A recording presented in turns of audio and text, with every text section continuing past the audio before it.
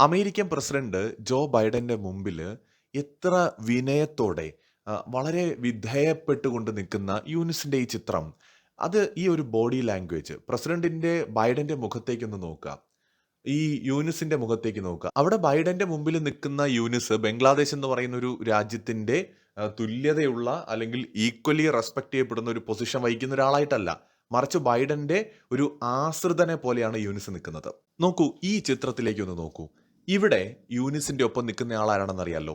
Clinton ആണ്. ഇദ്ദേഹം അമേരിക്കയുടെ പ്രസിഡന്റ് ആയിരുന്ന ആളാണ്. ക്ലിന്റൺ ഗ്ലോബൽ ഇനിഷ്യേറ്റീവിന്റെ ഭാഗമായിട്ട് പങ്കെടുത്ത് സംസാരിക്കുകയായിരുന്നു ആ സമയത്ത് യൂനിസ്. ക്ലിന്റനൊപ്പവും ഇദ്ദേഹം, അതായത് യൂനിസ് ഉള്ള ഒരുപാട് ചിത്രങ്ങൾ നിങ്ങൾക്ക് ഗൂഗിളിൽ പരതി നോക്കിയാൽ കിട്ടും.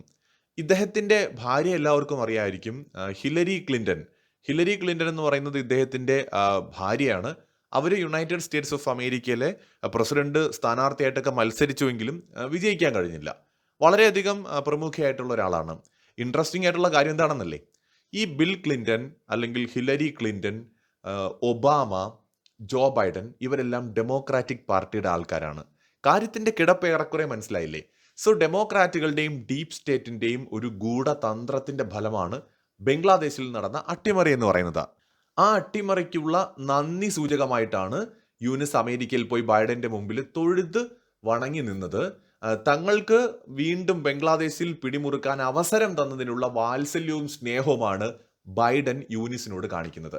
അവിടെ ബൈഡൻ എന്ന് പറയുന്നത് ഒരു വലിയ രാജാവും യൂനിസ് അദ്ദേഹത്തിന്റെ ആശ്രിതനായിട്ടുള്ള ഒരു നാടുവാഴിയുമാണ്. ആ തരത്തിൽ വേണം നമ്മൾ കാണാൻ. അവിടെ സാമ്രാജ്യം അമേരിക്കയുടേതാണ്, ബംഗ്ലാദേശ് അതിന് കീഴിൽ വരുന്ന ഒരു നാട്ടുരാജ്യമാണ്. ആ നാട്ടുരാജ്യത്തിന്റെ രാജാവാണ് യൂനിസ്. ഈ കോൺസെപ്റ്റിൽ ഈ ഒരു വിഷയത്തെ നമ്മൾ ആദ്യം കാണണം. എന്താണ് ഈ പദ്ധതിയുടെയൊക്കെ പുറകില്? നോക്കൂ, നിരന്തരമായിട്ട് ബംഗ്ലാദേശിൽ ഈ യൂനിസ് സർക്കാരിന്റെ ഭാഗമായി നിൽക്കുന്ന ഒരുപാട് പേര് ഇന്ത്യയെ പ്രൊവോക്ക് ചെയ്യുന്നുണ്ട്. എന്തിനാണ് ഇവർ ഇന്ത്യയെ പ്രൊവോക്ക് ചെയ്യുന്നത്? ഞാൻ വ്യക്തിപരമായി വിശ്വസിക്കുന്നത്, നമ്മുടെ മുൻ പ്രധാനമന്ത്രിയായിരുന്ന ഇന്ദിരാഗാന്ധിക്ക് ശേഷം ഇത്രയധികം പ്രഷർ നേരിടേണ്ടി വന്നിട്ടുള്ള ഒരു പ്രധാനമന്ത്രി ഇന്ത്യയുടെ ചരിത്രത്തിലില്ല. അടൽ ബിഹാരി വാജ്പേയിയും അല്ലെങ്കിൽ ലാൽ ബഹദൂർ ശാസ്ത്രിയും അതല്ലെങ്കിൽ നമ്മുടെ ജവഹർലാൽ നെഹ്റുവും ഒക്കെ പല പ്രതിസന്ധികളിലൂടെയും കടന്നുപോയിട്ടുണ്ട്. യുദ്ധങ്ങൾ നേരിട്ടിട്ടുണ്ട്. ഇപ്പൊ കാർഗിൽ യുദ്ധമാണെങ്കിലും 71 ഇന്ത്യ പാകിസ്ഥാൻ യുദ്ധമാണെങ്കിലും അതുപോലെ ലാൽ ബഹദൂർ ശാസ്ത്രിയുടെ കാലത്തുണ്ടായിരുന്ന യുദ്ധമാണെങ്കിലും 62 യുദ്ധത്തിൽ നെഹ്റുവിനുണ്ടായിരുന്ന പ്രഷർ, ഇതൊക്കെ നമുക്ക് മനസ്സിലാക്കാം. പക്ഷെ അതൊക്കെ മേലെയാണ് നമുക്കറിയാം ഇന്ദിരാഗാന്ധി ആ ഒരു ബംഗ്ലാദേശ് എന്ന് പറയുന്ന ഒരു രാജ്യത്തിനെ മോചിപ്പിക്കുന്നു, ക്രിയേറ്റ് ചെയ്യുന്നു. അതിനുശേഷം ആണവ പരീക്ഷണം നടത്തുന്നു. അതിനുശേഷം അവരുടെ ഗവൺമെന്റിനെ അട്ടിമറിക്കാൻ US-ഉം ചാരസംഘടനകളും തലങ്ങും വിലങ്ങും ഓടിക്കൊണ്ട് പ്രവർത്തിച്ച ഒരു കാലം. അന്ന് അവർ നേരിട്ടൊരു പ്രഷർ നമുക്കറിയാം. അടിയന്തരാവസ്ഥയിലേക്ക് അത് എത്തിക്കുന്നു. പിന്നീട് നമുക്കറിയാം ഇന്ദിരാഗാന്ധിയുടെ മരണം സംഭവിക്കുന്നു. അവരുടെ 2 മക്കളും അത് കൊല്ലപ്പെടുകയാണ്. നമുക്കറിയാം ഈ ഇന്ദിരാഗാന്ധിയുടെ മകനായിട്ടുള്ള സഞ്ജയ് ഗാന്ധിയുടേത് ഒരു അപകട മരണം എന്നൊക്കെയാണ് പറയുന്നത്. പക്ഷെ അതിൻ്റെയൊക്കെ പിന്നിൽ പല ഇടപെടലുകളും ഉണ്ടാകാം. വിമാന അപകടങ്ങളൊക്കെ ക്രിയേറ്റ് ചെയ്യാൻ അന്ന് ആര് വിചാരിച്ചാലാണ് നടക്കുക എന്ന് നമുക്ക് ഊഹിക്കാമല്ലോ. രണ്ടാമത് നമ്മുടെ ഹോമി ജെ ബാബയുടെ മരണം, ലാൽ ബഹദൂർ ശാസ്ത്രിയുടെ മരണം. പാകിസ്ഥാനും അമേരിക്കയും ഒക്കെ ചക്കരയും ഈച്ചയുമായിരുന്ന സമയത്താണ് ഈ കാര്യങ്ങളൊക്കെ ഉണ്ടാവുന്നതെന്ന് നമ്മൾ ഓർക്കണം. രണ്ടാമത്തെ കാര്യം, നമ്മുടെ ഏറ്റവും ഒടുവിൽ രാജീവ് ഗാന്ധിയുടെ മരണം വരെയുള്ള കാര്യങ്ങൾ നമ്മുടെ മുമ്പിലുണ്ട്. ഇപ്പോൾ ഈ Hillary Clinton, Bill Clinton, Joe Biden, Obama, ഏറ്റവും ഒടുവിൽ മുഹമ്മദ് യൂനിസ്, ഇവരൊക്കെ തമ്മിലുള്ള കണക്ഷൻ, ആ കണക്ഷനാണ് നമ്മൾ വളരെ ഗൗരവത്തിൽ എടുക്കേണ്ടത്. ഇവിടെ പലരും ആക്രോശിക്കുന്നുണ്ട്, ഈ ബംഗ്ലാദേശിനെതിരായിട്ട് നമ്മൾ ആക്രമണം നടത്തണം, അതിനുള്ള ധൈര്യം കാണിക്കണം, റഷ്യയെ കണ്ടില്ലേ, അല്ലെങ്കിൽ അവരെ കണ്ടില്ലേ, ഇവരെ കണ്ടില്ലേ എന്നൊക്കെ. റഷ്യ എന്ത് കണ്ടു എന്നാണ് പറയുന്നത്? റഷ്യ എത്രത്തോളം സഫർ ചെയ്യുന്നു എന്ന് നമ്മൾ കാണുന്നില്ലേ? റഷ്യ ഒരു പവർഫുൾ രാജ്യമാണ്. പക്ഷെ യുക്രൈനെ ഉപയോഗിച്ചുകൊണ്ട് അമേരിക്ക എന്താണ് ചെയ്യുന്നതെന്നറിയോ? റഷ്യയുടെ സാമ്പത്തിക ശേഷിയാണ് ഇല്ലാതാക്കിക്കൊണ്ടിരിക്കുന്നത്. റഷ്യയുടെ കൈവശം മോസ്റ്റ് മോഡേൺ ആയിട്ടുള്ള ഒരുപാട് ആയുധങ്ങളുണ്ട്. ഈ ആയുധങ്ങളൊക്കെ എന്ത് ചെയ്യാണ്? റഷ്യ യുക്രൈനെതിരെ കുറേയൊക്കെ ഉപയോഗിക്കുന്നുണ്ട്. എന്നാൽ പുതിയത് നിർമ്മിക്കാൻ അവർക്ക് പരിമിതികൾ ഏറെയാണ്. കാരണം അവർക്കൊരു സ്റ്റീല് പോലും അവരുടെ രാജ്യത്തിലേക്ക് കയറ്റുമതി ചെയ്യാൻ പല രാജ്യങ്ങൾക്കും കമ്പനികൾക്കും കഴിയുന്നില്ല. എന്താണ്? അത് മിസൈൽ ഉണ്ടാക്കാൻ ഉപയോഗിക്കും, മിലിറ്ററി വാഹനങ്ങൾ ഉണ്ടാക്കാൻ ഉപയോഗിക്കും, ടാങ്ക് ഉണ്ടാക്കാൻ ഉപയോഗിക്കും എന്ന് പറഞ്ഞിട്ട് അമേരിക്ക സാങ്ഷൻ ചെയ്തുകൊണ്ടിരിക്കുകയാണ്. ഇതുകൊണ്ട് അവർക്ക് പുതിയ ആയുധങ്ങൾ ഉണ്ടാക്കാൻ പറ്റുന്നില്ല. യുക്രൈൻ യുദ്ധം അനന്തമായി നീണ്ടുപോയാൽ ഒരു ഘട്ടം കഴിഞ്ഞാൽ റഷ്യയുടെ കയ്യിൽ ആയുധങ്ങൾ ഇല്ലാതെ വരും. അങ്ങനെ അവർക്ക് പിന്നെ വലിയൊരു യുദ്ധം ചെയ്യാൻ കഴിയാത്തൊരു സ്ഥിതി പോലും ഉണ്ടാകാനുള്ള സാധ്യതയുണ്ട്. അതുകൊണ്ടാണ് റഷ്യ ഇങ്ങനെ വളരെയധികം ശ്രമപ്പെട്ട് പല ബന്ധങ്ങളും ക്രിയേറ്റ് ചെയ്യുന്നത്. അതിപ്പോൾ ഉത്തര കൊറിയയുമായിട്ടാണെങ്കിലും ഇന്ത്യയുമായിട്ടാണെങ്കിലും എന്ത് വിട്ടുവീഴ്ചയ്ക്കും റഷ്യ തയ്യാറാവുന്നത് അതുകൊണ്ടാണ്. സത്യത്തിൽ റഷ്യയുടെ മുമ്പേ യുക്രൈൻ ഒന്നുമല്ല. എന്നാൽ റഷ്യ അമേരിക്കയോട് ചെയ്യേണ്ട യുദ്ധമാണ് ഇന്ന് സത്യത്തിൽ ഉക്രൈനോട് ചെയ്യുന്നത്. യുക്രൈനെ മുന്നിൽ നിർത്തിക്കൊണ്ട് അമേരിക്കയാണ് റഷ്യയോട് യുദ്ധം ചെയ്യുന്നത്. അമേരിക്കയുടെയും യൂറോപ്യൻ രാജ്യങ്ങളുടെയും കരുത്ത് എന്താണ്? സാമ്പത്തിക ശക്തിയാണ്. പിന്നെ ഇവർക്കെല്ലാം തന്നെ സ്വയം പര്യാപ്തതയുള്ള രാജ്യങ്ങളായതുകൊണ്ട് ആയുധങ്ങൾ ആവശ്യം പോലെ അവർക്ക് നിർമ്മിക്കാം, പൈസയുമുണ്ട്. പക്ഷെ റഷ്യയുടെ കാര്യം അങ്ങനെയല്ല. ചൈനയ്ക്ക് പോലും ഒരു പരിധി വിട്ട് റഷ്യയെ സഹായിക്കാനൊന്നും പറ്റില്ല. അപ്പൊ ഇങ്ങനെ ഒരു സാഹചര്യം സൃഷ്ടിച്ചുകൊണ്ട് റഷ്യയെ സത്യത്തിൽ എക്കണോമിക്കലി തകർത്തുകൊണ്ടിരിക്കുകയാണ്. അപ്പൊ ഇതുകൊണ്ട് എന്താണ് പ്രശ്നം എന്ന് വെച്ചാൽ, റഷ്യയുടെ ഭാവി പദ്ധതികളെ പലതിനെയും തകർക്കാൻ പറ്റും, അവരുടെ റിസർച്ചുകളെ സ്റ്റോപ്പ് ചെയ്യാൻ പറ്റും, ആയുധങ്ങൾ പുതിയത് വികസിപ്പിക്കാൻ അവരുടെ കയ്യിൽ ഫണ്ട് ഉണ്ടാവത്തില്ല. പൈസ ഉണ്ടെങ്കിലേ പുതിയ റിസർച്ചുകൾ നടക്കുകയുള്ളൂ, പുതിയ പരീക്ഷണങ്ങൾ നടത്താൻ പറ്റുള്ളൂ, പുതിയ ആയുധങ്ങൾ ഉണ്ടാക്കാൻ പറ്റും. എല്ലാത്തിനും ബേസിക് ആയിട്ട് വേണ്ട പൈസയാണ്. ഈ പൈസ ഇല്ലാതെ വന്നാൽ റഷ്യ എന്ത് ചെയ്യും? അതൊരു വലിയ തകർച്ചയിലേക്ക് പോകും. രാജ്യം വലിയ രീതിയിലുള്ള പണപ്പെരുപ്പം ഉണ്ടാവും, സാമ്പത്തിക പ്രതിസന്ധി ഉണ്ടാവും, അതിലുപരിയായിട്ട് ഭക്ഷ്യസാധനങ്ങളുടെ വിലക്കയറ്റം ഉണ്ടാകും, തൊഴിലില്ലായ്മ ഉണ്ടാകും, രാജ്യം തകർന്നു പോകും. അപ്പൊ ഈ തരത്തിൽ റഷ്യയെ തകർത്തുകൊണ്ടിരിക്കുകയാണ്. ചൈനയെ ആ തരത്തിൽ തകർക്കാൻ കഴിയാത്തത് അമേരിക്കയുടെ എക്കണോമി വളരെയധികം ചൈനയെ കൂടി ഡിപ്പെൻഡഡ് ആയതുകൊണ്ടാണ്. അതുകൊണ്ടാണ് China+1 പോളിസിയിലൂടെ അവർ കൂടുതൽ രാജ്യങ്ങളിലേക്ക് വ്യാപിക്കാൻ ശ്രമിക്കുന്നത്. അപ്പോൾ ആദ്യം അവർ ഇന്ത്യയെ പരിഗണിച്ചിരുന്നു. പക്ഷെ ഇന്ത്യ സ്വയം നാളെ ചൈനയെ പോലെ ഒരു വലിയ പവർ ആകുമെന്നുള്ള തിരിച്ചറിവ് അമേരിക്കയ്ക്കുള്ളത് കൊണ്ടാണ് അവർ കൂടുതലും, പ്രത്യേകിച്ച് ഡെമോക്രാറ്റുകൾ കൂടുതലും മെക്സിക്കോ, വിയറ്റ്നാം പോലെയുള്ള, സൗത്ത് കൊറിയ പോലെയുള്ള രാജ്യങ്ങളിലേക്ക് ഇവരുടെ ഇൻവെസ്റ്റ്മെന്റ്സിനെ കൂടുതലും തിരിച്ചുവിടുന്നത്. പൂർണ്ണമായും ഇന്ത്യയിലേക്ക് വന്നാൽ മറ്റൊരു ചൈന പോലെ, അതായത് മറ്റൊരു എക്കണോമിക് പവറായിട്ട് ഇന്ത്യ മാറുകയും നാളെ US മത്സരിക്കുന്ന ഒരു സ്ഥിതി ഉണ്ടാവുകയും ചെയ്യുമെന്ന് അവർ ഭയപ്പെടുന്നു. മാത്രമല്ല, മോദി സർക്കാർ അമേരിക്കയുടെ താല്പര്യങ്ങൾക്ക് വഴങ്ങിക്കൊടുക്കാതെ വന്നപ്പോൾ ഇവരെന്ത് ചെയ്തു എന്ന് വെച്ചാൽ ബംഗ്ലാദേശിൽ അട്ടിമറി നടത്തി ഇന്ന് അവരുടെ ഒരു പ്രോക്സി സ്റ്റേറ്റ് ആയിട്ട് അതിനെ മാറ്റി. ഇന്ന് ബംഗ്ലാദേശ് ഭരിക്കുന്നത് അമേരിക്കൻ സാമ്രാജ്യമാണ്. മണ്ടന്മാരായിട്ടുള്ള ബംഗ്ലാദേശികൾ, തലയ്ക്കകത്ത് മതഭ്രാന്തി പിടിച്ച ബംഗ്ലാദേശികൾ അത് മനസ്സിലാക്കുന്നില്ല. അവരുടെ രാജ്യം യൂനസ് എന്ന് പറയുന്ന ഒരാളെ വെച്ച് ഭരിക്കുന്നത് അമേരിക്കയാണ്. ഇവരിപ്പോ എന്താണ് ശ്രമിച്ചുകൊണ്ടിരിക്കുന്നതെന്നറിയോ? ഇന്ത്യയെ പ്രൊവോക്ക് ചെയ്യുക. എന്തിനാണ് ഇന്ത്യയെ പ്രൊവോക്ക് ചെയ്യുന്നതെന്നല്ലേ? അതായത് ഇന്ത്യയുടെ എക്കണോമിക് ഗ്രോത്ത് വളരെ കൺസിസ്റ്റന്റ് ആയിട്ട്, സസ്റ്റൈനബിൾ ആയിട്ട് മുന്നോട്ട് പോകുന്നുണ്ട്. നമ്മൾ ശ്രദ്ധിച്ചാൽ മതി, ഇവർ എത്രയൊക്കെ ശ്രമിച്ചിട്ടും നമ്മുടെ ഒരു GDP ഗ്രോത്തിനെ ഭയങ്കരമായിട്ട് ഇടിവുണ്ടാവുന്നില്ല കോവിഡിന് ശേഷവും. അപ്പോൾ അത് ഗ്രാജുവലി കൂടുന്നുണ്ട് എന്ന് മാത്രമല്ല, ഈ 2030 കൂടി നമ്മളൊരു മേജർ എക്കണോമിക് പവർ ആവും. എന്ന് വെച്ചാൽ വേൾഡിലെ ഒരു 3rd ലാർജസ്റ്റ് എക്കണോമിക് പവർ ആവും. നമ്മുടെ പെർ ക്യാപിറ്റ ഒരു 3500 അടുത്തേക്ക് എത്തും.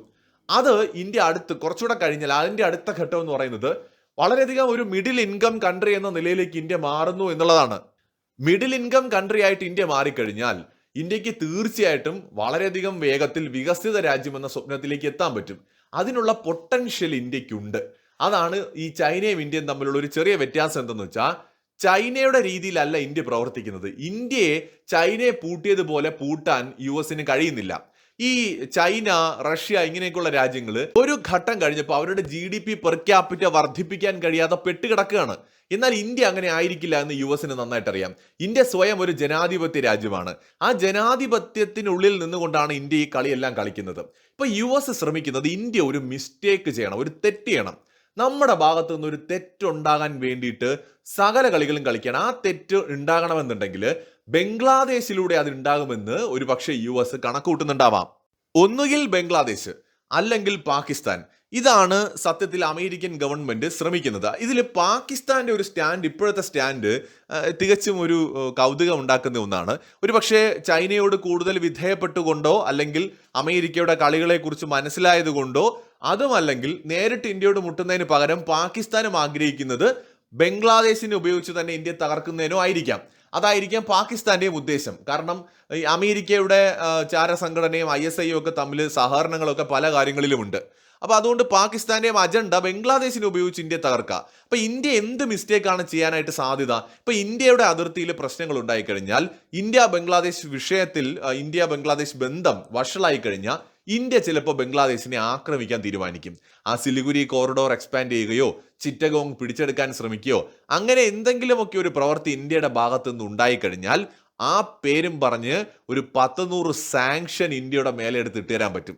അപ്പോ ഇനിയിപ്പോ സാങ്ഷൻ തന്നില്ല എന്ന് നോക്കിയാ ഇന്ത്യയുമായിട്ട് അവർക്ക് എന്ത് ചെയ്യാൻ പറ്റും? നെഗോഷിയേറ്റ് ചെയ്യാൻ പറ്റും. ഇന്ത്യ സമ്മർദ്ദത്തിലാവും, നമ്മൾ പ്രതിരോധത്തിലാവും.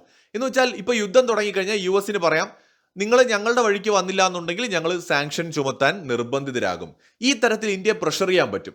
അപ്പൊ ഇങ്ങനെ ഇന്ത്യയെ അവരുടെ വരുതിയിൽ കൊണ്ടുവരാനോ സാമ്പത്തികമായിട്ട് ഇന്ത്യയെ ഒന്ന് പിടിച്ചു കെട്ടാനോ വേണ്ടിയിട്ട് അവർക്ക് വേണ്ടത് ഇന്ത്യയുടെ ഭാഗത്ത് നിന്ന് ഒരു മിസ്റ്റേക്ക്, ഒരു റോങ് മൂവ്, അതാണ് അവർ എക്സ്പെക്ട് ചെയ്യുന്നത്. മോഡി സർക്കാർ എവിടെയും പിടികൊടുക്കുന്നില്ല. നമ്മളിപ്പോൾ ഈ ഹിന്ദുക്കളെ അവിടെ ആക്രമിക്കുന്നു എന്ന് പറഞ്ഞുകൊണ്ട് ബംഗ്ലാദേശിനെ കയറി അടിക്കാൻ പോയി കഴിഞ്ഞാൽ ഇതിനെ ഒരു ഗോൾഡൻ ചാൻസ് ആയിട്ട് കണ്ടുകൊണ്ട് ഇന്ത്യക്ക് കിട്ടാൻ പോകുന്ന ടെക്നോളജി ട്രാൻസ്ഫറിനെ ആദ്യം തടയും. ഇവരുടെ പ്രശ്നം അതാണ്. നമുക്കറിയാം, നമ്മുടെ ക്രയോജനിക് എഞ്ചിൻ സാങ്കേതിക വിദ്യ നമുക്ക് കിട്ടാതിരിക്കാൻ ഇവർ കളിച്ച കളികൾ. നമ്പിനാരായണൻ കേസൊക്കെ നമ്മുടെ മുമ്പിൽ ഉണ്ട് കേട്ടോ ഇപ്പോഴും. അപ്പോൾ നമ്മൾ ഇതെല്ലാം മനസ്സിലാക്കേണ്ടതാണ്. നമ്മൾ വിചാരിക്കുന്നതിനും അപ്പുറം, നമ്മളുടെ ഇമാജിനേഷന് പോലും അപ്പുറമാണ് ഇവരുടെയൊക്കെ ചിന്തകളും പ്രവൃത്തികളും. ഇവരുടെ ഒരു സിസ്റ്റം വർക്ക് ചെയ്യുന്നത് അങ്ങനെയാണ്. അപ്പോൾ ഇവർക്ക് ആദ്യം വേണ്ടത് ഇന്ത്യ സ്വന്തമായിട്ട് ജെറ്റ് എഞ്ചിൻ നിർമ്മിക്കരുത്. അപ്പോൾ ഇന്ത്യക്ക് ക്രിട്ടിക്കൽ ടെക്നോളജീസ് കിട്ടുന്നത് തടയണം. അത് ഇവർ ഈ സാങ്ഷൻ ചുമത്തിക്കഴിഞ്ഞാൽ, US ഏതെങ്കിലും ഒരു രാജ്യത്തിനെതിരെ സാങ്ഷൻ ചുമത്തിക്കഴിഞ്ഞാൽ ആ രാജ്യവുമായിട്ട് സഹകരിക്കാൻ ലോകത്തുള്ള എല്ലാ കമ്പനികളും മടിക്കും. കാരണം ആ കമ്പനികൾക്ക് കൂടി സാങ്ഷൻ ഉണ്ടാകുമോ എന്നുള്ള ഭയം. ഫ്രാൻസിന് പോലും പിന്നെ ഇന്ത്യയുമായിട്ട് ഈ ടെക്നോളജി ട്രാൻസ്ഫർ പോലുള്ള കാര്യങ്ങളിൽ സഹകരിക്കാൻ പറ്റാത്തൊരു സ്ഥിതി വരും. അപ്പൊ അതുകൊണ്ട് ഇന്ത്യയുടെ ഭാഗത്തു നിന്ന് ഒരു തെറ്റുണ്ടാകാൻ വേണ്ടിയിട്ടാണ് ഇവർ ഈ കളിയെല്ലാം കളിക്കുന്നത്. നിരന്തരമായിട്ട് പ്രവോക്കിയാണ്. ബംഗ്ലാദേശിനെ വെച്ചുകൊണ്ട് സത്യത്തിൽ 71-ൽ ഇന്ദിരാഗാന്ധിക്ക് നേരിട്ടൊരു പ്രഷർ ഇന്ന് നരേന്ദ്രമോദിക്ക് നേരിടേണ്ടി വരികയാണ്. വെറുതെ അല്ല രാജ്നാഥ് സിംഗ് റഷ്യയിൽ പോയിട്ട് പുടിനോട് പറഞ്ഞത്. ഒരുപാട് പ്രഷർ നമുക്കുണ്ടെന്ന്. അപ്പൊ ഇത് സത്യസന്ധമായ കാര്യമാണ്. അപ്പൊ നമ്മൾ ഇപ്പൊ ചെയ്യേണ്ടത് ഒന്നും കണ്ടില്ല കേട്ടില്ല എന്ന് പറഞ്ഞിരിക്കുക. യുദ്ധം എന്നതിനെ കുറിച്ച് ചിന്തിക്കാൻ പോലും പാടില്ല. ഓരോ റോങ് മൂവ് പോലും നമ്മൾ ഇപ്പൊ എടുത്തു കഴിഞ്ഞാൽ നമ്മുടെ തകർച്ചയിലേക്ക് അത് പോകും. പിന്നെ ഒരു തിരിച്ചുവരവ് അടുത്ത കാലത്തൊന്നും സാധ്യമാകില്ല. ഇത് നമ്മുടെ വളർച്ചയുടെ സമയമാണ്. ഇപ്പൊ നമ്മൾ ഫോക്കസ് ചെയ്യേണ്ടത് എക്കണോമിക് ഗ്രോത്തിലും മാത്രമാണ്. നമുക്കറിയാം, ഒരുപാട് മനുഷ്യരവിടെ മരിച്ചു വീഴുന്നുണ്ട്. അവരെ രക്ഷിക്കാൻ അവർ തന്നെ പുറത്തു വന്നേ പറ്റൂ. കാരണം ചില സന്ദർഭങ്ങളിൽ സ്വയം നമ്മൾ ഇറങ്ങേണ്ടി വരും. അതുപോലെ അവിടെയുള്ള മനുഷ്യർ സ്വയം അവരുടെ പോരാട്ടം നടത്തട്ടെ.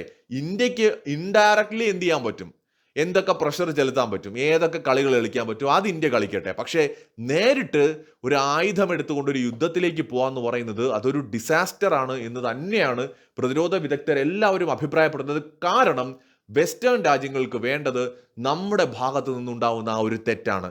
അതുണ്ടാകാതെ ഈ ഘട്ടത്തിൽ നമ്മൾ ചെയ്യേണ്ടത് ചൈനയെ പോലെ ഒരു എക്കണോമിക് പവറായിട്ട് മാറുക എന്നുള്ളതാണ്. ഒരു പോയിന്റിൽ നമ്മൾ അത് എത്തിക്കഴിഞ്ഞാൽ പിന്നെ ഇവരൊന്നും തലകുത്തി നിന്നാൽ പോലും നമ്മൾ ഒരു ചുക്കും ചെയ്യാൻ പറ്റില്ല. ഇത് അവർക്കും അറിയാവുന്നത് കൊണ്ടാണ് ഈ മുളയിലേ നുള്ളുക എന്ന് പറയുന്ന പരിപാടിയായിട്ട് അവർ വന്നിരിക്കുന്നത്. അപ്പം നമ്മുടെ കടിഞ്ഞാണ് അവരുടെ കയ്യിലേക്ക് എത്തണം. നമ്മുടെ വളർച്ചയെ താൽക്കാലികമായി തടഞ്ഞു നിർത്തണം. അവർക്കൊരു ലക്ഷ്യമുണ്ട്. ഇന്ത്യ ഉടനെ ഒരു വികസിത രാജ്യമായി കഴിഞ്ഞാൽ പ്രശ്നമാണ്. അവർക്ക് കോമ്പറ്റീഷനാണ്. സ്പേസിൽ കോമ്പറ്റീഷൻ വരും, ആയുധ ഇടപാടിൽ വരും, ട്രേഡിൽ വരും, മാനുഫാക്ചറിങ്ങിൽ വരും, എല്ലാത്തിലും വരും. അപ്പോൾ അങ്ങനെ ഒരു കോമ്പറ്റേറ്റർ അവർ ആഗ്രഹിക്കുന്നില്ല എന്നുള്ളത് നമ്മൾ മനസ്സിലാക്കണം. അതുകൊണ്ട് ആ തെറ്റ് ചെയ്യാതെ മുന്നോട്ട് പോവുക എന്നുള്ളതായിരിക്കണം നമ്മുടെ പ്രഥമ പരിഗണന. ഈ സമയത്ത് നമ്മുടെ വൈകാരികമായ പ്രകടനങ്ങൾക്കല്ല, വിവേകത്തോടു കൂടിയുള്ള തീരുമാനങ്ങൾക്കും അതിൽ ഫോക്കസ് ചെയ്തുകൊണ്ട് രാജ്യത്തിനെ വളർച്ചയിലേക്ക് നയിക്കുന്നതിലുമായിരിക്കണം നമ്മൾ വളരെയധികം ശ്രദ്ധ ചെലുത്തേണ്ടത്. മറ്റൊരു വീഡിയോയുമായി വീണ്ടും കാണാം.